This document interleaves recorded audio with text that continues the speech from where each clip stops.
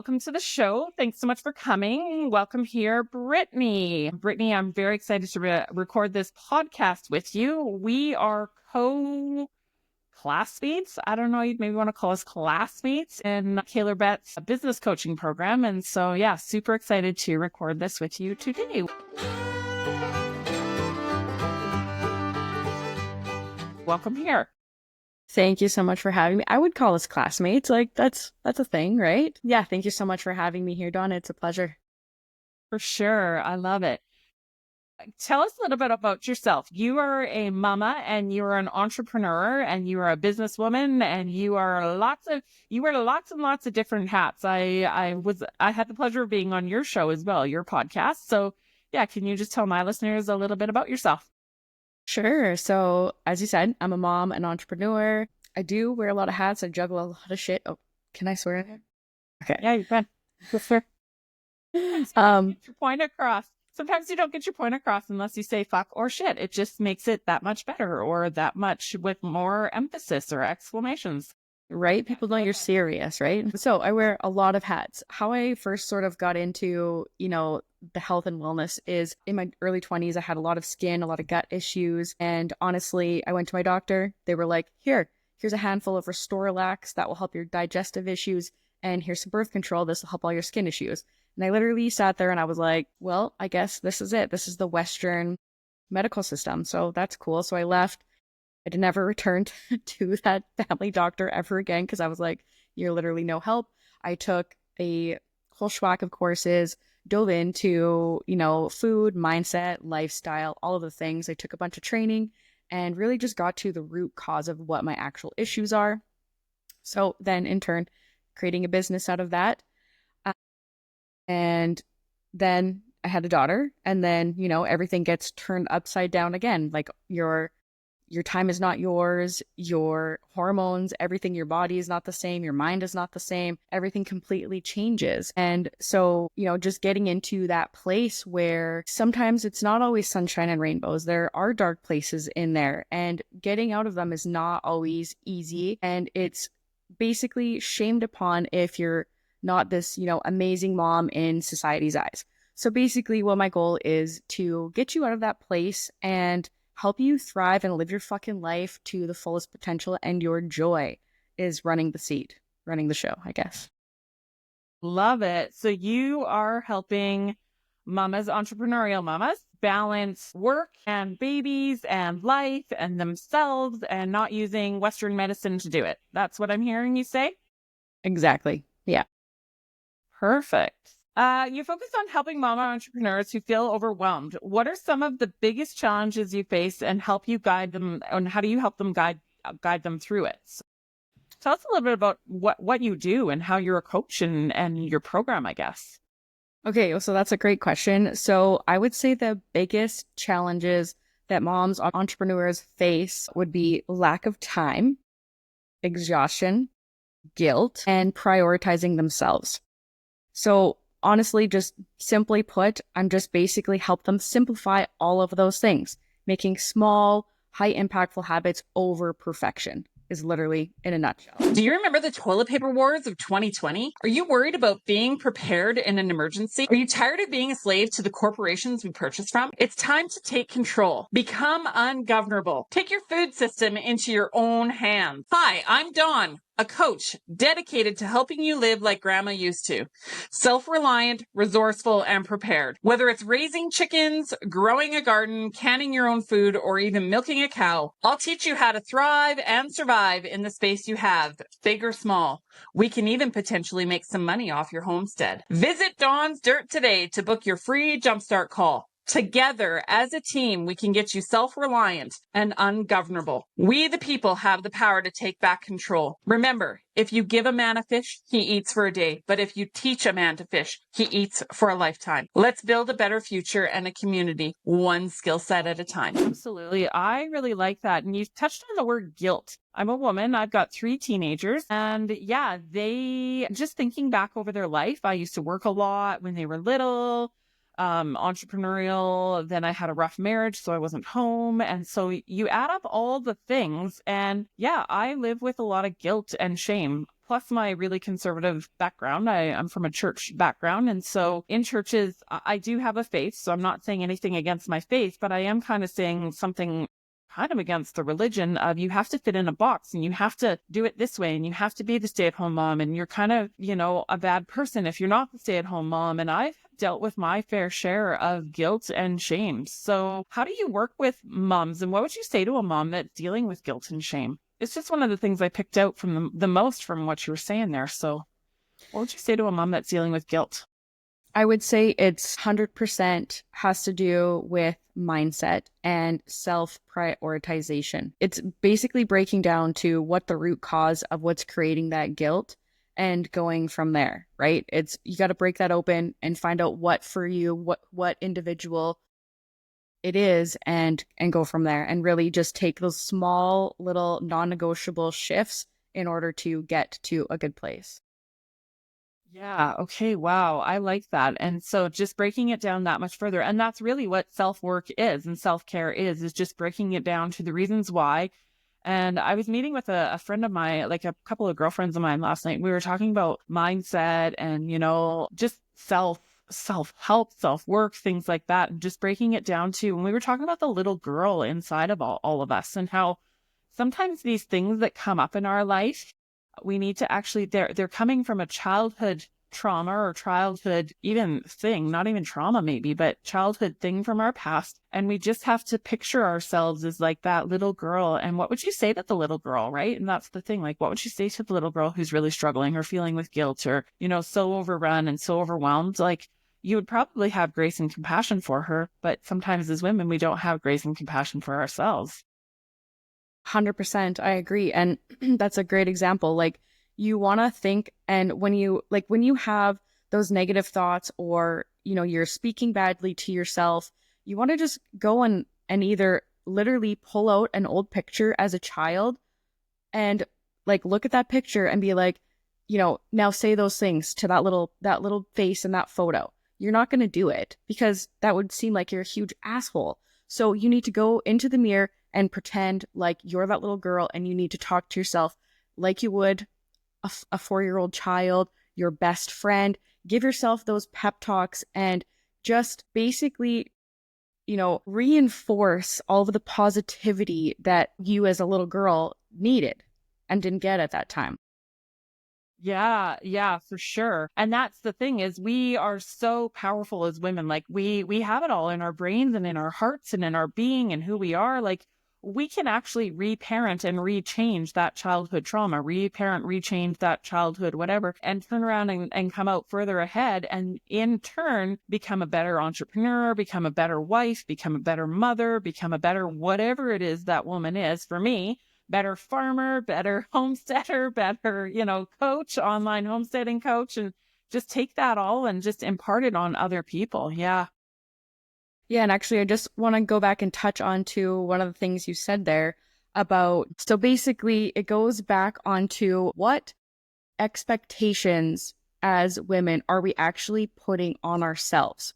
Like, why do we have the expectation that, the house has to be perfect, your children have to look perfect and presentable, you have to look perfect and presentable, this, all of these things. So it's like, you're being conditioned from society, from social media, from your parents, people that looked after you, all of these places. But what are your actual feelings and thoughts on this? Like, where does that rank in the priority list?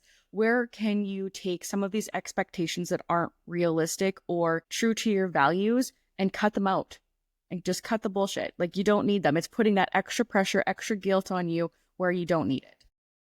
For sure. Absolutely. And that's just it. It's when you're trying to rise to the level of someone else's expectation, of someone else's goals and plans and hopes and dreams for your life. That's where the issue lies. When you're trying to focus on someone else and what they think rather than on what you think and feel and need and your goals and hopes and dreams. And that's the thing, is going through this self-reflection, self-help, and going through it all. Like, what does it look like for you really and your children and your career? Like, that's really all it boils down to. The rest, if you don't like it, like, I'm not a size 2 by any means of the, I, Me either. you know, Right. But I've always kind of said, I'll wear a bikini on the beach. And I'm like, if you don't like it, don't look, because that's the thing. I feel confident in myself and in my body. And for me, as long as I feel okay, as long as I can walk and run and, skip and jump and play and swim and do all the things, I'm fine. Like, and yeah, I have a slight tummy, but yeah, it's the same thing. And so with all of it, even in parenting and in your business and with all of it, it's you figuring out what works for you and how you're going to live your life and what you're going to do with it. That's really the only thing that matters. And so if you like living in a messy house, live in a messy house. If you don't, if you're an entrepreneur, pay someone to clean it. That's what I did. A clean house was actually really quite important to me when I had my farm and I was working, my 80 hours a week. I hired someone to come in and clean my house for me because that was just a priority for me. Yes, it came handed down from my mom and, things like that, but it was a priority for me and it still honestly is. I like a clean and neat and tidy house. But at the same time, there's other things that I could let go of, I don't know, just different things. Yeah. Definitely. And I fully agree. Like, delegate the stuff that doesn't matter. Like, yes, so that's important to you. Great. So now you're having somebody else help you so that you can focus on your coaching business, your farming, your gardening, your kids, all the things that matter and that require your actual full presence and your attention, and delegate the rest of it, right? The rest can be done by somebody else. For sure. Absolutely. And that's part of it too, is I found myself before I hired someone to clean my house that I'd come in and I'd be yelling and screaming at my kids to clean the house up and that we'd be working together and cleaning the house up, but it wasn't a pleasant, fun experience. And my time was so limited that when I came home and, or in the house from the farm, if I'm screaming and yelling at my kids to clean the house up, that's a problem. Like, that's their memories, instead of me being able to sit and even watch a movie with them or cook them a meal or, take them outside and play or do whatever it was. I mean, we just worked as a family, but yeah, my kids needed me. I needed a clean house. And so I was able to do that and make that shift for my family. But if a clean house is not important to you, then who cares? Live however you want to live. Like, it's your house, your body, your life, your kids, your whatever. Do you, boo. Totally. I 100% agree. What are some key mindset shifts that can help women move from burnout to thriving in her life? Okay, so a lot of things that come up for people are the all or nothing mindset. So that was big for me too. Like, you're all in or you're out. There's no 1 foot in, 1 foot out kind of thing. And then the other one that I love is progress over perfection. To all of the lovely perfectionists out there, recovering perfectionists too. And that's just it. Perfectionism kind of goes out the door once you have your kids. I mean, yeah, I can remember there's some young moms I know, and when they first had their first babies, they would like take the soother, and every time the soother would drop, they'd wash it off, or they had 2 or 3 in their pack to give them a clean soother. And that's perfectionism parenting. And then once they got to baby 2, 3, or 4, by that point, it's like it fell on the floor. Ooh, it was in the mud. Here, wipe it off on my jeans, plug her up. And that's what my family calls a soother, as a plug, actually plugged up. And, stop crying, kid, like move on with life. And so as a mom and in parenting, you learn real quick that you don't have it all together. Yeah, I knew everything there was to know about parenting and how my kids were going to be raised. And then I had 3 kids and went, yeah, that's not reality. And reality is sometimes you just do what you got to do to survive. Yeah, it's funny because like before coming a mom, I can remember things that, you see people doing or that you like and that you don't like. And you're like, oh yeah, I'm definitely not going to do that. Or, oh yeah, I want to do that when I'm a parent kind of thing. And then you have a kid and you're like, all reality goes out the window. You're just like, yeah, that was all ridiculous. But anyways, you just go with the flow. You learn by the seat of your pants. But it comes down to ideologies. And actually that just brought up another thought. We're going to go down a little rabbit trail here, actually, because it comes down to ideologies. Before I had kids, I had ideologies of how I was going to raise my kids, what I was going to do with them, how I was going to teach them, what we were going to, like, I had their whole life planned out and they weren't even born yet. I just knew all the answers and I had all the answers. And then reality hit. And next thing you know, I'm working 80 hours a week and I've got these 3 babies and I'm just trying to survive and cope and all the things as an entrepreneur mom. I would have been your ideal client. And it just brings me back to ideology. Sometimes in life and in the world, and I think that's where we're at right now with the polarization of politics and religion and all of it, is sometimes we as human beings, we let our ideologies get in the way of reality and what's actually functional and what's actually good for and beneficial for us. And I'm a homestead coach. And so I hear all these ideologies about like regenerative farming and no Roundup and non-GMO and, like garden and sourdough and all the things. We see all the homesteading videos out there, the chickens and all of it. But sometimes it comes down to ideologies as well that, those are great ideologies and great goals. But, sometimes when the rubber meets the road, you just gotta, cut the head off the chicken, right? And so it's with everything. It's with mom entrepreneurs. It's with homesteading. It's with all of it. Ideology sometimes squash or hamper or dampen what reality is. And that's a good point, because I think that also brings us back to a portion of how we get those limiting beliefs that can sort of get us into that cycle of guilt, right? Like ideally, you have, on one hand, you have your idea of a perfect life, like your farm and everything else. And in reality, you're a mom, you're an entrepreneur, you're trying to juggle all of these things. And, something has to drop at some point, but you're still want all of these expectations with your ideology and everything else. And it doesn't, sometimes all that pressure, right? And it doesn't always work. And sometimes it does, which is great. But it just goes back to, those beliefs and what we think we need to do. And sometimes that's allowed to change.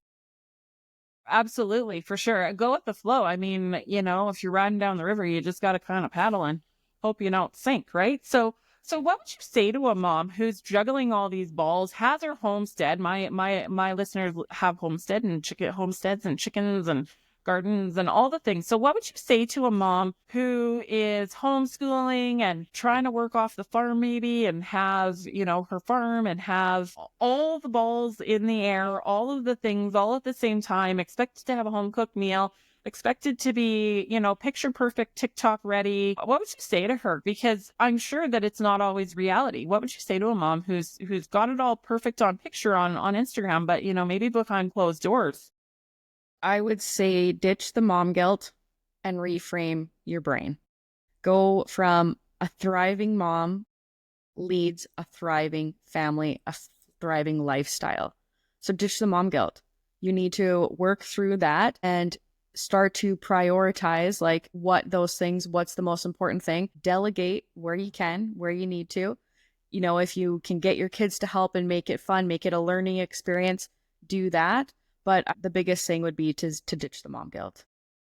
Yeah, for sure. I like that. That's good sound advice. Just, take it off bite-sized pieces. Now let's talk about being a mom, doing all the things. And then sometimes a mom is giving and giving and giving and pouring out of herself. And, I'm not saying anything bad by children, but children naturally are takers, not givers. And so what about her own cup? What should that look like in, tell us about filling your own cup up. You're a mom, you've got lots going on. I love this saying. I don't know where it came from or how I got it, but self-care is not selfish. It's actually a business strategy. If you are not taking care of you, how in the fuck do you expect to take care of your kids, take care of your business, take care of your house, take care of your social life, take care of anything else if you were always running on empty? That used to be me. That was me. I would give and give and give and put everybody else's needs above my own. And I was empty all the time. I was tired, exhausted, overstimulated, overwhelmed, burnt out, miserable. Like, you can't do that all the time and expect things to go differently. You just can't. So putting yourself first, taking yourself off the back fucking burner, put you in first in the driver's seat and take control of your self-care. And it will literally change your life. I love that. And you know what? Again, I'll bring it back to I should have met you, it's 16 years ago, 18 years ago, 14 years ago, because I can remember when I first had my babies and I had my little ones and I was working crazy hours and trying to make the business go and trying to help my ex-husband and trying to do all the things and still be the good church mom and, still try and do all of it. I felt like I needed to do all of it. And for me, what that turned into is I had panic attacks. I would have panic attacks and stress anxiety things. And I ended up so bad that I would stutter and slur my words to the point of I sounded like I was having a stroke. And that's what this stress and anxiety did to me. And I still have moments of that. I know when I've had taken on too much or doing too much or something is stressing me out. Yeah, I lose my speech and I sound like I'm having a stroke. It's just how my body is dealing with it. And I had a friend and she met me many years ago and she told me Dawn, lift your head up high, be proud of yourself. I had this bad bra and, made my boobs saggy. This might be too much information, but whatever. And, it's okay. I love it. I would be down. I would look down and I was shy and I was not confident at all. And this woman just poured into my life and she's like, Dawn, even your tits are saggy. Get a new bra, lift those bad girls up, lift your head up high, start taking it. You're beautiful, you're strong, you're independent, you're a farmer, you're a wife, you're a mother, you're all these things. And so, yeah, slowly as she poured in from her cup graciously into my cup and filled it up, I was able to fill up my cup. And I'm thankful that at this point in my life, I have a pretty full cup a lot of the time, not all of the time, but a lot of the time. And now I'm able to pour into other people that the Lord brings into my path. And it's actually pretty cool. That's amazing. And it sounds like you had, at that time, exactly what you needed was somebody just to point a mirror back at you and tell you all of the things that what were working instead of what was missing. Yeah, absolutely. And just, yeah, exactly. Because she didn't kick me when I was down. She didn't tell me, she didn't pick all the little things that I even wasn't doing well. I mean, maybe my bra, but she didn't pick on the things that were, you should be working harder or your kid shouldn't cry or your kid shouldn't eat candy or your kid shouldn't, you should do this, or you should do that. She did none of that. She just poured into me as a woman, as a person. And that's the thing. When I think of you as an entrepreneurial mama coach, you're able to take from your overflowing cup that you've filled up your cup. You've got your cups probably not always it's probably not always going super amazingly well, but you've got it down. And now you're able to take from your cup and pour into other mamas. 100%. And that's the thing, right? That's life. It's a flow. It ebbs and flows, right? It's not always going to be full, and that's fine. But also just recognizing that and taking a step back and not doing things that you don't want to do or that don't light you up, and just taking it down a notch and toning in back into what's filling you up to get back to that place. Yeah, for sure. Absolutely. So what foods and habits and things do you do as an entrepreneurial mom to fill your cup? How does that look to you? What do you do? So the biggest piece on food that I will give you is protein. Protein, protein, protein. My life is filled with protein. I'm going to throw it out there. I'm a garden coach, Yeah, but you have chickens. I do have chickens and I love the Not just garden, just all homesteading, right? All homesteading. I love to tease people. And so that's the thing. I'm just going to tease it right back and say, hey, I'm a garden coach. What are you talking about? I know I absolutely believe in eat beef. So what about protein? Tell me about that. It is literally the thing that is going to change you. You need energy, sustainable energy to keep you going. You need it to regulate your blood sugar. If you're working out, it's going to fuel you to have great workouts. It's just going to give you that headspace and clarity that you're going to need to be a mom, to be an entrepreneur, to fulfill all of those things. Obviously, you want to eat healthy fats and fiber and all the veggies. Those are fantastic, and they're going to have all the micronutrients in there for you. And also, I just want to point out that for some reason, it's still 2025 and women are afraid to eat healthy fats. Don't be afraid. Go eat the fucking butter. Nobody cares. Like, it's good for you. It's going to lower your cortisol. Go get it. I like that. You know, that's the thing. We've been taught for so many years that butter is bad, butter is bad, butter is bad. And, you know, my favorite food, honestly, is popcorn with far too much butter on it. The popcorn maybe is whatever, but the butter, like it's good for you. I think we need these fats. I think we need these things. And I just had this random thought too. As a woman with a little extra padding, not even unhealthy padding, but just a little extra padding, you know, back in the medieval times or the, you know, whatever, the 1200s, 1100s, I'd have been a very beautiful woman because I'd have had some meat on my bones. And, you know, if shit would have hit the fan, I got a little extra junk, you know, in my trunk to like survive off of. And so I would have been looked at as, you know, bring it back to farming, healthy breeding stock, you know, like honestly, I think we need to get over these, you know, thoughts and things that you have to be this one size two, you know, workout, because sometimes that's maybe not even the healthiest either. And also, like, go to Europe. They love voluptuous women. It's amazing, right? Like, they have the right mindset. Like, all women are beautiful. Yeah, I didn't know that Europe believes that. Okay, so it's a North America thing that says that you have to be a size 2. Well, and as a woman who's struggled with her weight for her entire life, like I have, honestly, like my one uncle, he used to call me, we're Dutch background, and dicka, the word dicka in Dutch means fat. And so he used to call me Dicka Dawn. And that's one of my childhood, like, traumas is being called Dicka Dawn, fat Dawn, fat Dawn, fat Dawn. Like, you know, it's taken me a lot of years to realize, like, no, Dawn, you're just fine. You look great the way you are. And you've got, you know, the Lord has just built me the way I am. I'm an hourglass, but it's bigger. That's all. Well, I'm sorry that your uncle was a dickhead. Like, well, John, if you're hearing this, yeah, I forgive you, but sorry, not sorry. exactly. Also creates you trauma and like shit that you have to work through in the future. Like, that's mean. Like, you don't just call somebody fat. Like, have a look in the mirror at your own self, buddy.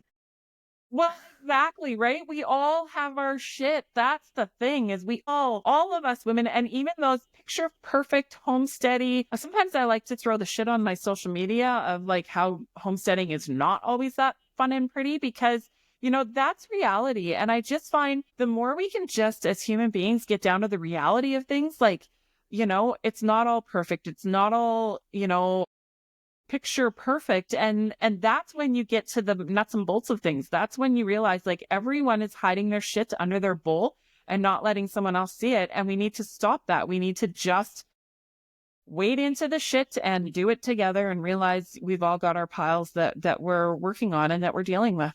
100%. Life is not a Instagram highlight reel. Like, it's just not. There, it gets real and it gets ugly and it's dirty, it's messy. No, nobody in this world is perfect. Like, what even is perfect? It doesn't exist.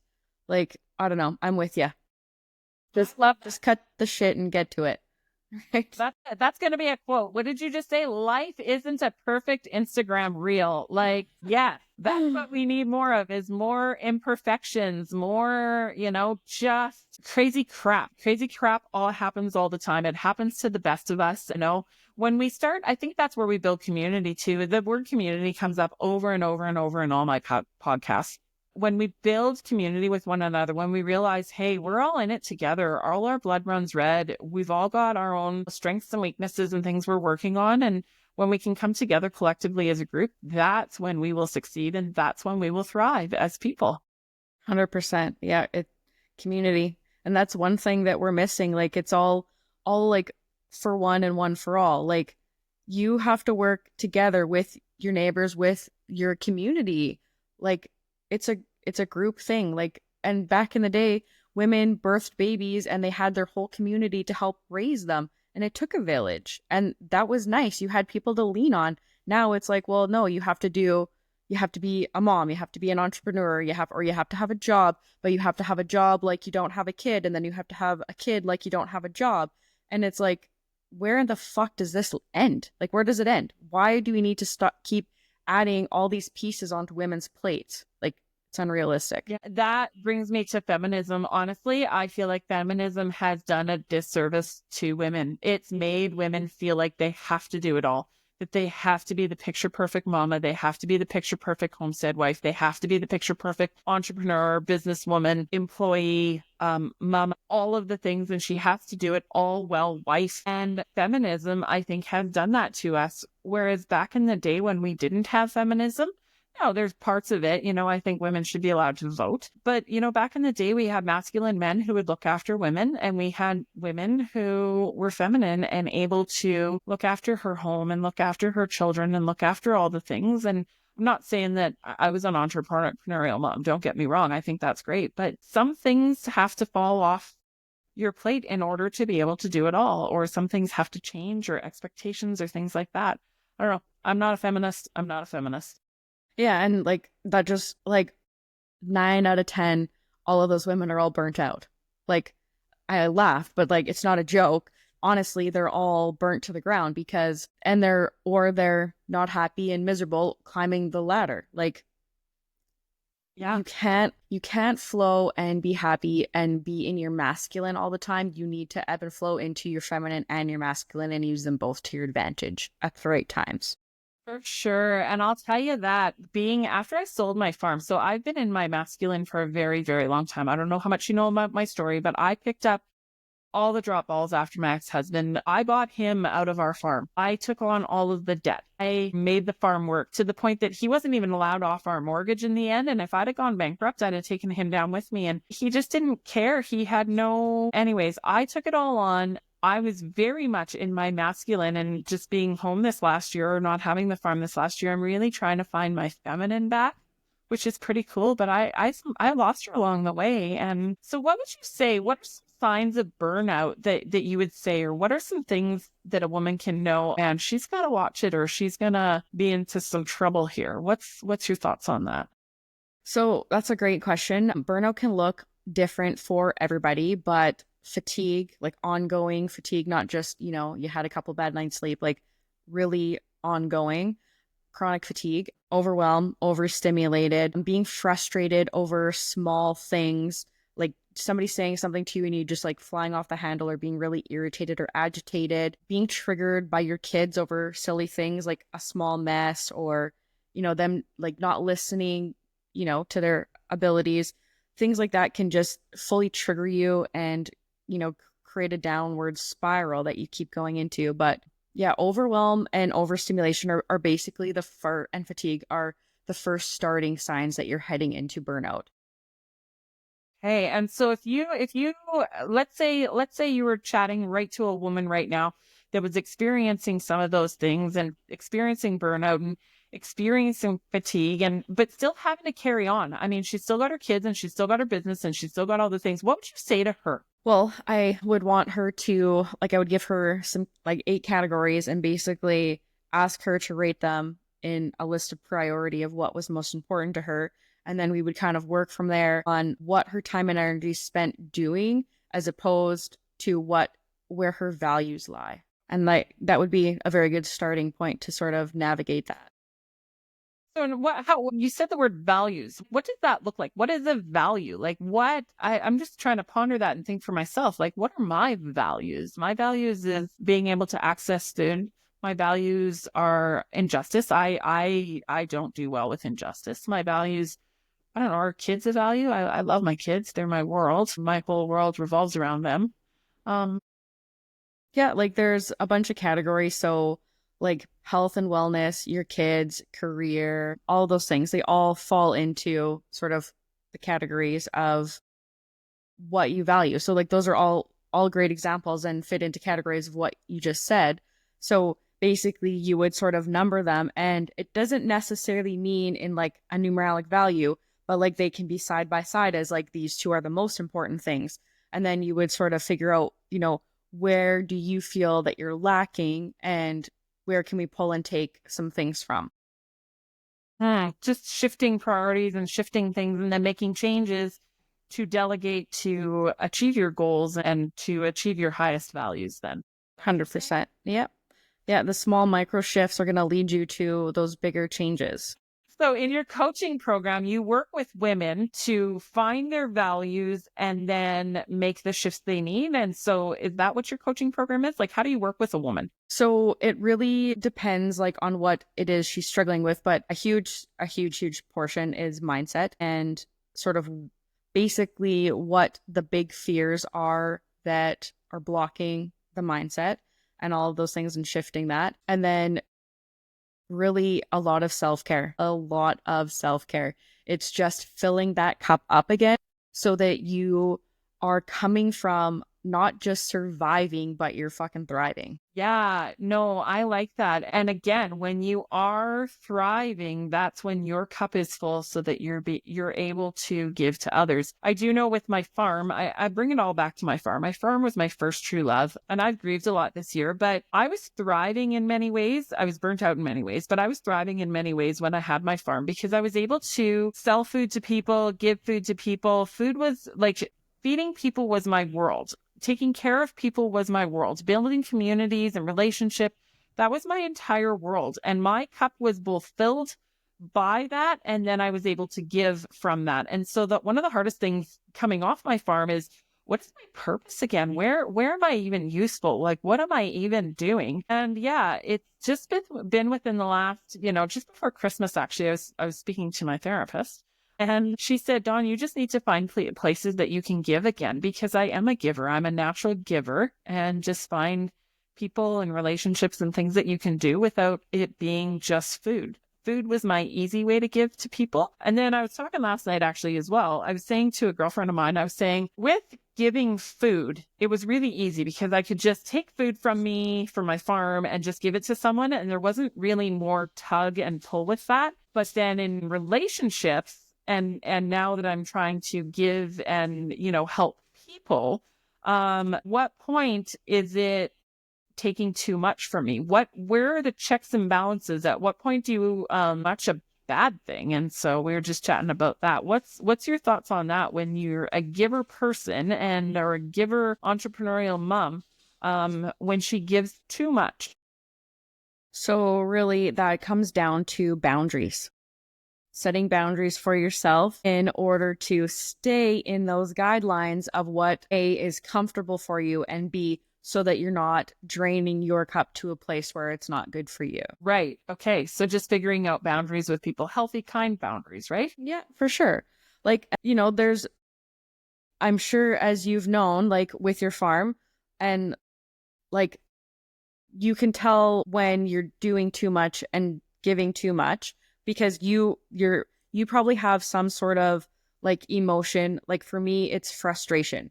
Like when things are going great and, things start to slip, that you're like, okay, well, I can miss my morning routine today or miss a portion of it or whatever. And you get to a line. But mine is I start to get frustrated with things. So when I notice, because now I'm very aware of it, when I notice that I'm getting frustrated, I'm like, okay, so I'm feeling frustrated over such and such, and normally that wouldn't bother me. So what is going on? Where am I basically giving too much and not prioritizing myself again, that I'm starting to feel that way? Like that. Yeah. For me, it would be anger and my temper. I've always had a wicked temper, and I still have a wicked temper. But yeah, when I've had enough, I've had enough, and I have a wicked temper, and it will blow, and it can be scary. So what sort of feelings do you get before you get to that blowing point? Frustration. I'm frustrated and I'm tired. I usually have the most temper, whatever, when I'm tired, or when I feel like I'm being hurt, or when I feel like there's injustice. If there's injustice, then my temper is going to go regardless. That's fair. That's a hard one, right? If I see someone hurting someone else, or if I see injustice, with me, it's a little harder. I can handle a little bit someone hurting me, but if I see someone hurting someone else, or just making bad decisions that will hurt themselves or others, like, yeah, I can have a wicked temper over that. Yeah, that's fair. But even Jesus had a temper, and he flipped the tables, and, I was talking to someone, this is a little off topic again, but they were saying like, Jesus used to call people a brood of vipers. You brood of vipers. And I was thinking, then they were explaining to me, they said, really, Jesus was a rebel. And that when he called someone a brood of vipers, like that was probably like us saying, like, you fucker. So I don't know. Yeah. More like Jesus and call people fuckers. I don't know. We're all human. Yeah, exactly. Yeah. Right? Like we all have boundaries, and if you don't set them, people will cross them, and then you have a breaking point, right? We're only human. We can only do what we can do. Yeah. Well, I'll tell you a shitty story. I went on a trip recently people always say, Dawn, you're so kind. You're so kind. And I always say, you don't know me very well. But anyways, we went to Cuba recently and we were in the airport and we flew like the red eye. We were up all night. I don't do well without sleep. My temper gets worse without sleep. And we got to Toronto and we're waiting in the airport and we're trying to sleep on benches in the airport. It was crazy. And we get going to, go through our gates or whatever to get checked in. And there was 6 of us. We had 12 suitcases and we had 6 carry-ons because we were able to collect donations for the people in need down there. So it was really a kind of a cool trip that way. But here we are in Sunwing, and the person at the entrance to where you're supposed to check in, she's like, you 2 go this way and the rest of you go this way. So she split our group up, and I said, no, we have 12 bags that we need to check in together. So we should probably do this together. And she's like, no, you go this way and you go that way. And so me and my girls, we go to try and check in, and we're trying to check in 4 of us now with 12 bags instead of, 6 with 12 bags. And I didn't want to pay the extra. So I went up to another girl and I'm like, what are we supposed to do? She said, well, you need to go back with your party. And I'm like, the other girl told me not to. And so we ended up leaving that area and we went out, and then my mom was being pushed because she had a bum knee. And so she was being pushed in a wheelchair. And I'm like, excuse me, I need to talk to my mother. Excuse me, can you stop? And this lady just kept on walking. And I yelled in the middle of this airport. I'm like, excuse me, can you please stop? I need to talk to you. And she turned and she's like, no. And then this other lady came over and she was trying to talk over me. And finally, I'm like, you need to listen to me. Just hear me. Stop talking and please just hear me. And I was quite like, I'm sure the whole airport, when I've got a very loud voice that carries, and I was a little bit frustrated and overtired and irate. And yeah, so we ended up going back and we ended up checking in all together and we got it all sorted out. But here I was, this crazy woman in the airport. And then we get down to Cuba and we're walking around the hotel, and then I met up with, I'm chatty Cathy all the time with people, and I meet up with these people and they're like, oh, you were the lady that was really upset at the airline, weren't you? And I was like, it was like a couple days later after a holiday. I'm like, yeah, yep, that was me. I was overtired. So it's a crazy story. Sorry. No, it's okay. It just goes to show, like, right? Everybody goes through emotions and different things. So like that is hilarious. But like, that's good that that's your tell. Like when you're tired, then, either go take a nap or else, warn everybody else in your vicinity that the top might come off at some point. Right? Like sometimes ultra dawn, right? Like that's the thing. And so I guess the only reason I'm sharing this story right now is because, I'm just trying to show that I'm not fucking perfect. I don't have my shit together, nor does anyone else. And so, yeah, for your mama entrepreneurs listening, like, or my homesteader people, like, just cut the charade and realize we're all human and we don't need perfectionism. We just need to be real, authentic people.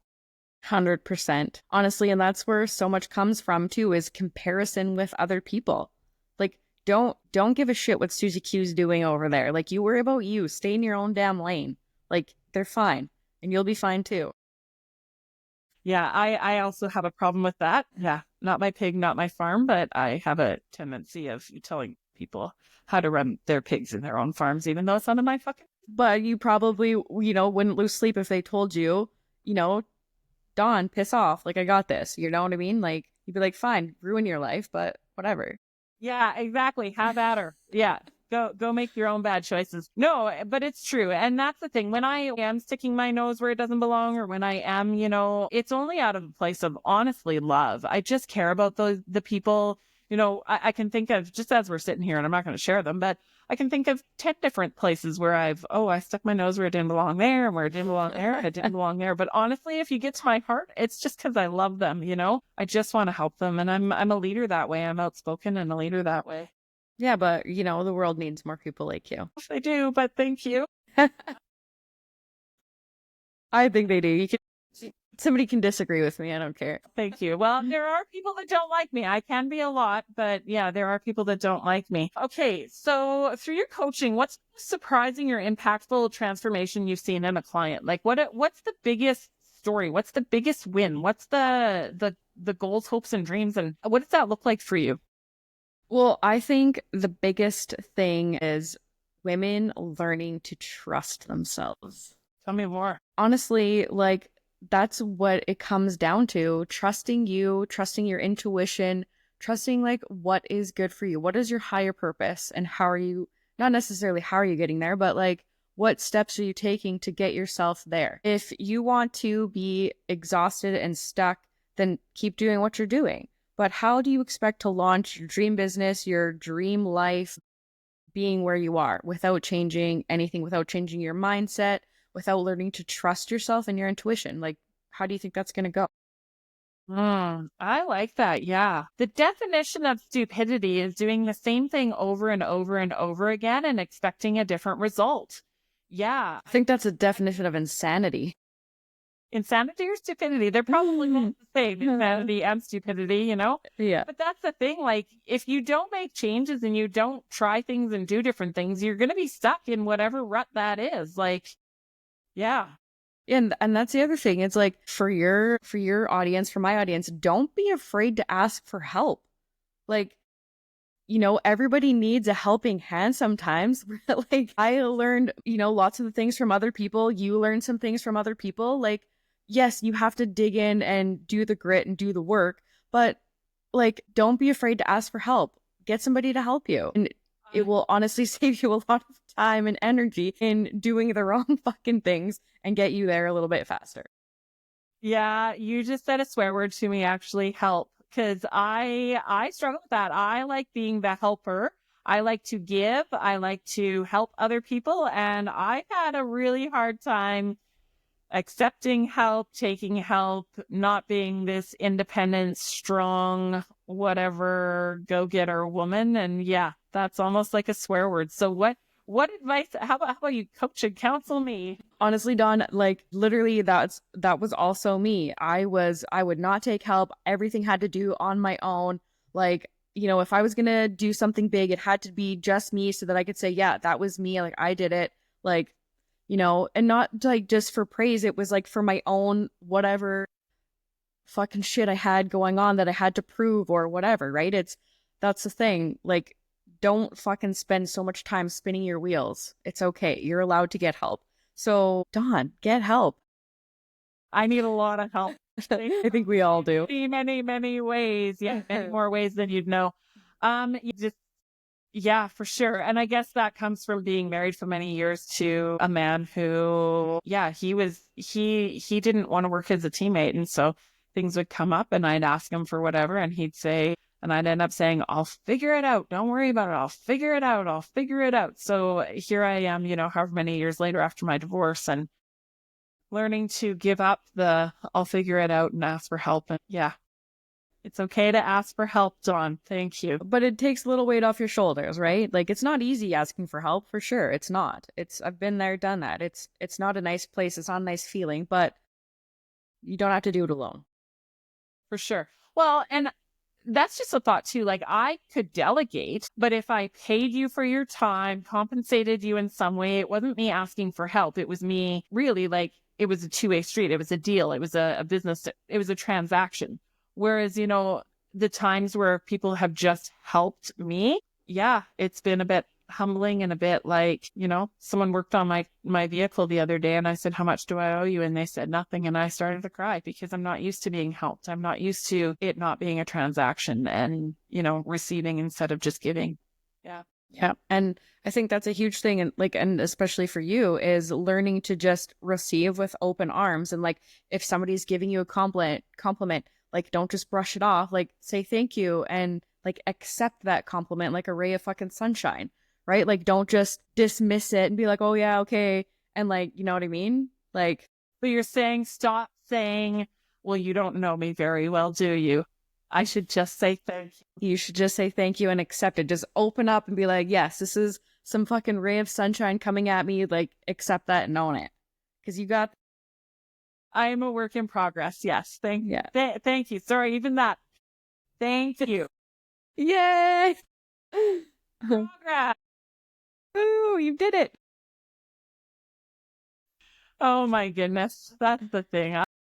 This is fun. Okay, so we're almost an hour in. Any more last thoughts on? I can't believe we just chatted for a whole hour. It feels like it.